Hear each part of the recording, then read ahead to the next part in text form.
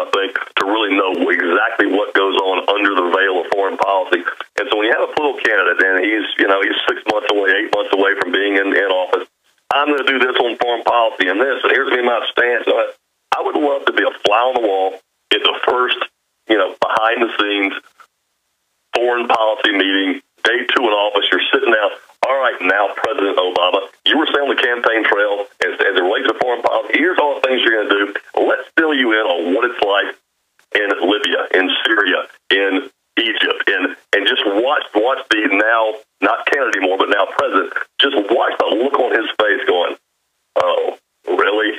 I would love to really be in the CIA meetings, in the covert meeting room, and really know exactly when we were sitting there saying, why are they lying with Al-Qaeda? I would love to know. Barack Obama's not an idiot. I mean, he's really not. Obviously, policy-wise, on several, main frames of policy, we certainly don't agree with each other, so don't see eye to eye, but he's certainly not a dumb man. Why would he do something like that? There definitely has to be more than the human eye, me, and you. No, I know. Well, sure, I know why. I mean, I wanted your take. But I've had a bunch of top geopolitical analysts and people that formerly headed up the State Department Black Ops, like Steve Pachinik, Dr. Pachinik, a few days ago. The reason is they want to get a Sunni-Shiite civil war going so the Arabs all kill each other. And that sounds like a very immoral thing to me. It's one thing people say, oh, it's a glass parking lot and all this. Letting Al-Qaeda take over these countries and overthrow Western dictators that had actually been a stabilizing force. I'm not defending Mubarak. Putting in the Muslim Brotherhood has made it worse. For women, you name it. I mean, if we claim we're against all that extremism, then actually putting it in to wreck things is very, very cold-blooded. People say, oh, Obama must be a Muslim. He's putting Al-Qaeda in. No, he's putting them in there to destroy those countries. And it's super... Let me answer this, though. I mean, based on their 3,000-year history, do you really have to make an effort to get those people to fight with each other? I mean, you really don't. No, exactly. So if you ship them a bunch of arms and weapons and inject them in there, they're going to blow the place up. No, I mean... They're quite often, they're going to do that anyway. It doesn't matter who's in charge. Yeah, but I mean, I think, John, that's where this comes from, is they're just written off all those poor people over there, and every time they try to have a secular government or a government that builds up their nation, the West goes and puts radicals in. That's what the British have been doing for 100 years. I mean, it's a program of divide and conquer, and it's a very dangerous policy. And I mean, I don't think you agree with that policy, do you? Oh, absolutely not. But it's I just and there again, I'm not even gonna claim to be a student on the philosophies and ideologies of Islam, sure, in that region over there. But you've seen for centuries, for decades and certainly centuries, what a mess it's been over there. No, I hear you. It is a mess, but I mean, look at Europe and its constant wars with each other. I mean, this is, I think this is more of a human mess, but I do see what you're saying. I just want to somehow figure out peace. In closing, I want to talk a little bit about the tour coming up, the specifics, how people find out about that, trying to empower communities.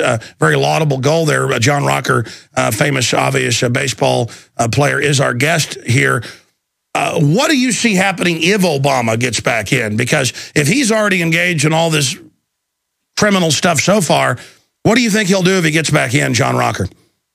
Obviously, just the massive runaway debt will continue. The class warfare will continue. Socialism will begin. The blanket of socialism, I think, it's already begun, will continue to spread over our country. And I think by the time he's out of office in 4 years, I think you'll have 70 to 80+% of people in some way, shape, or form living off the federal government. Hardworking people like myself and yourself paying for it, passing obviously that burden and that financial workload down to our kids and our kids' kids. And slowly but surely you'll see the American dream start to disseminate. And why do you think the collectivists want to discriminate wealth and happiness? Everywhere they take over, they create living hells. I think it comes from just a sheer simple fact of a bleeding heart. They feel sorry for everyone. They want to reach out to those who supposedly can't do for themselves. I think they have a real defeatist attitude as far as the actual ingenuity, capability, and ability of the human man and woman. And they just think everybody needs to be taken care of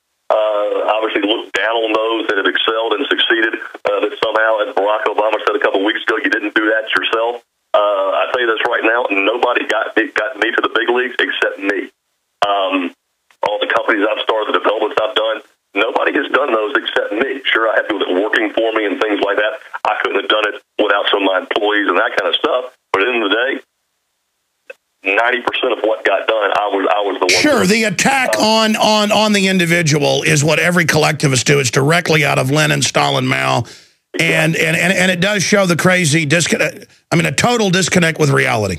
Exactly, and those that have not done that, those that have not looked out for themselves, they beat down people like me and you that have risen above, and through gumption and blood, sweat, and tears have gotten where we've gotten. Somehow we've cheated. Somehow we've stepped on the little man, and we should start leaning down and picking up the little man, picking them up, because Lord knows they can't do it themselves. Well, absolutely they can do it themselves, but that philosophy does not resonate within the mind of some. Sure, they don't want the little guys to know they can reach up, so they've got to pull anybody who's successful down, and they're getting ready to try to take everything that producers have made, so they're telling the disenfranchised who they want to keep down that we're the bad guys. John Rocker, thank you so much for spending time with us. The book, Scars and Strikes, available everywhere. Thank you so much for the time. Thank you, Alex. I appreciate it. All right, we'll come back with more news. Stay with us. We are going to do a full hour breaking down every vitamin and mineral and what is admitted mainline medical science, what those deficiencies cause, what illnesses, what diseases.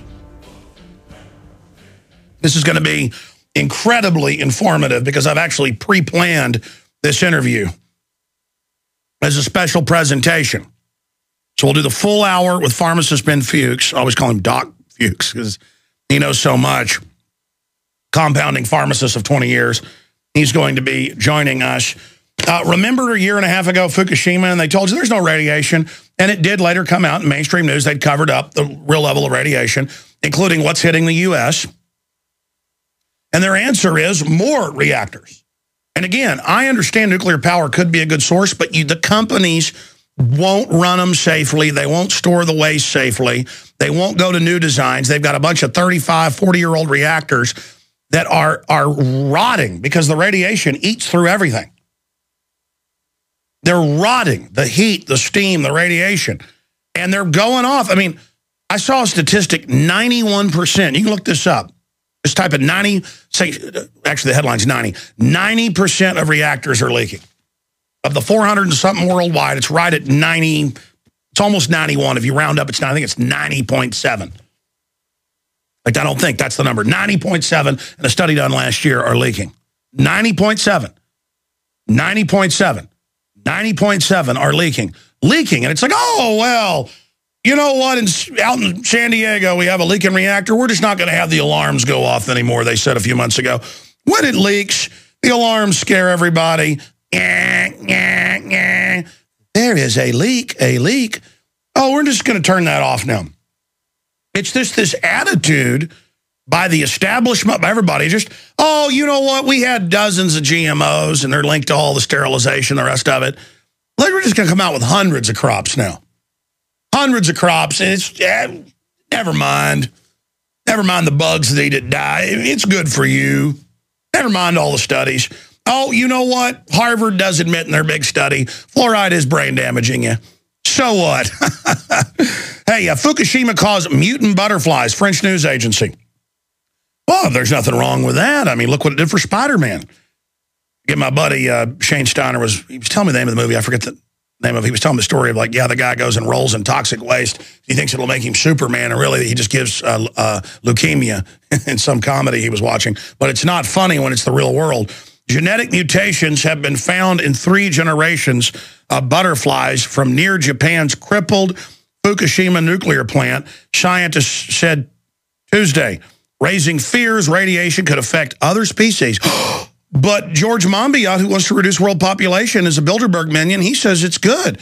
I mean, Ann Coulter said they ought to thank the Japanese government and TEPCO, even though a bunch of people have dropped dead. You have cardiac arrest, and their teeth are bleeding. There's radiation deaths all over Japan. You should thank them, because Ann Coulter said so. Around 12% of pale grass blue butterflies that are exposed to nuclear fallout as larvae immediately after the tsunami sparked disaster had abnormalities, including smaller wings and damaged eyes. Well, what's wrong with that? I mean, we're getting massive cancer increases and deformities and debilitations. The troops are. What, it's a 14-fold increase in deformities if you use DU in major studies. But, hey, you know, troops, they're going to have you use DU. It ignites in the barrel. But you're tough. You're tough. Yeah, you're going to die of kidney failure and lung cancer early. And, hey, your babies, you know, will have horrific deformities. But so what? It's not patriotic to complain. And butterflies shouldn't complain either. All the kids dropping dead in Japanese schoolyards from heart failure from the radiation. Shouldn't worry about it. We'll be right back. Well, ladies and gentlemen, we've got a very special presentation lined up for you in the next 60 minutes. And I'm presenting this not because I think it, but because I know it, and I've seen the dramatic results. And this is a major revolution against the globalist. Getting the fluoride out of the water is, well, I'm going to talk more about it later in the hour. Getting the GMO out of our lives that they're trying to assault us with. But the trace elements, minerals, and vitamins, when you get it all together, it helps battle all the other stuff. But they want you sick, the medical system, big pharma, they don't want you to know. They knew in the 20s sodium fluoride brain damaged you. They know MSG is toxic and causes neurological disorders. And they know that most of these illnesses are mineral and vitamin deficiencies. Well, joining us is pharmacist, compounding pharmacist of more than 20 years, Ben Fuchs. He's a syndicated radio host here on the GCN network, GCNlive.com. And he joins us. He's part of InfoWarsTeam.com as well and one of our advisors. We've got medical doctors, veterinarians, naturopaths, all advising us at InfoWarsTeam.com. You can see those videos posted there in Aaron's testimonial. But that's not why this is here today. That's not why we're covering this. We are going to engage in the public service of going through everything, of going through all the vitamins, all the minerals, and then trace elements, just bam, bam, bam, quickly, and then we can go back through other issues that the system doesn't want you to know. I had a family member who I noticed was only drinking Coca-Colas about 5 years ago. They were old. They were pretty much going to die. And I just begged them. I said, if you will just start drinking water, your body, you're dehydrated because Coca-Cola and things, and iced tea, you name it, is what is it called? A diuretic. It makes you urinate more. You drink 20 ounces, you urinate 25 ounces. I said, you look like beef jerky, you got to drink water. And they got mad at me and stuff, but started drinking water and looked like a new person. Again, it's like simple. Your teeth will fall out and old wounds will open up and your hair will fall out if you don't get vitamin C. And we got these food deserts out there, not just in poor areas, everywhere. Pharmacist Ben Fuchs joins us after this break. He is waiting in the wings right now. In fact, Pharmacist Ben, we got 2 minutes till we got a break. Tell us what's coming up today. You've lined up an incredible presentation. Well, I got lots of stuff to talk about. Thank you for the intro, Alex. Thank you for the kind words. There's a lot of stuff in the news. I like the Consumer Reports article that came out a couple of weeks ago. 10 surprising dangers of vitamins and supplements. I'd love to be able to address that. There was a study that came out, I think it was last week, in the Journal of Nature Medicine. Chemotherapy can actually cause cancer. I thought that was pretty fascinating. Let's see. Statin drugs linked with development of cataracts. What else do you want to talk about here, Alex? There's the sugary drink ban in New York, and the digital pill they want you to swallow that will give doctors the real-time scoop on what's happening inside your body. That could be kind of interesting. How about dentists wanting us to drink more fluoride? They don't like bottled water because people aren't getting enough fluoride. We can talk about that too. Lots of stuff here we can talk about. Diabetes drugs raise the risk of bladder cancer. Statin drugs raise the risk of diabetes. There's tons of good stuff. I want to go over all those studies, but I heard your show a few days ago. Maybe it was just a couple days ago.